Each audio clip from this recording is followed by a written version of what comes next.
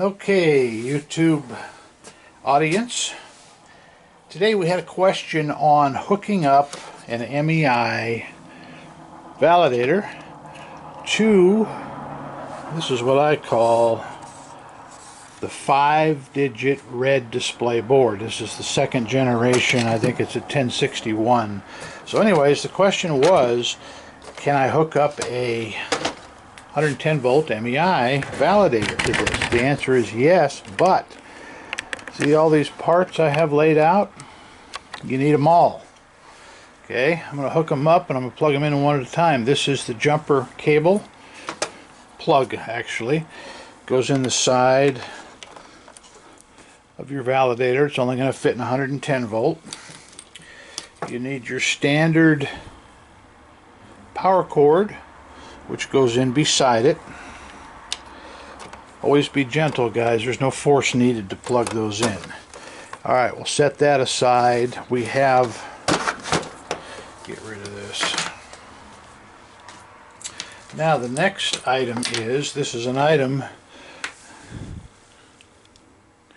that has got 12 pins here, even though it only uses 5 wires, and this is the standard 3x3 9-pin plug. So, alright, on our board, this is a mono board, so there's only a setup for one validator. Some of them have 2, only has 1 set of hopper pins. Some of them have 2. Okay, now these go together, the pins line up.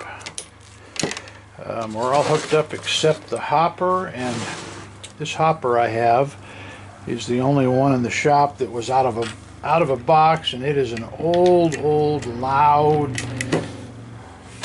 rough sounding hopper, but it's going to do the job for us as far as our test jig goes. Now I always like to run a sold out light. You don't have to, but I like to know what's going on. Okay, alright, I think we're plugged in here.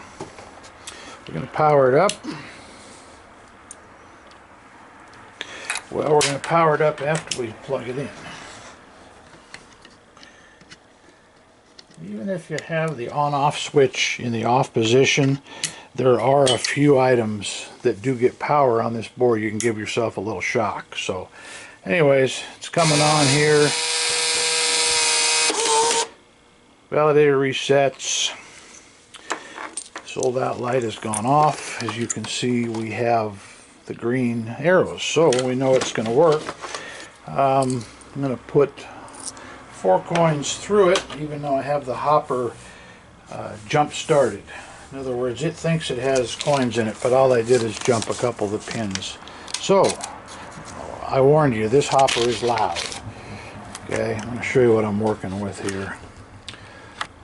This is just an old black hopper I found on the shelf. So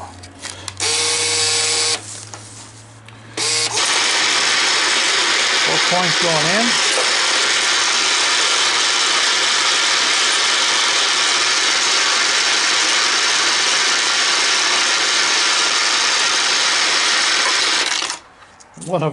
One of them must have got stuck somewhere. I'm going to do one more. All right, 4 coins in. All right, we got the 4th coin out. That hopper needs service. It's horribly noisy. But anyways, so that is to show you that this board is in good shape.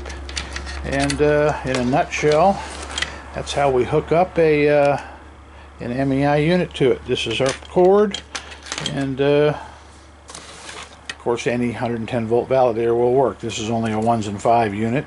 Most people want to use 1s through 20s, which would be a 2600 series, which we also have. So guys, last thing I'm going to show you, power it down.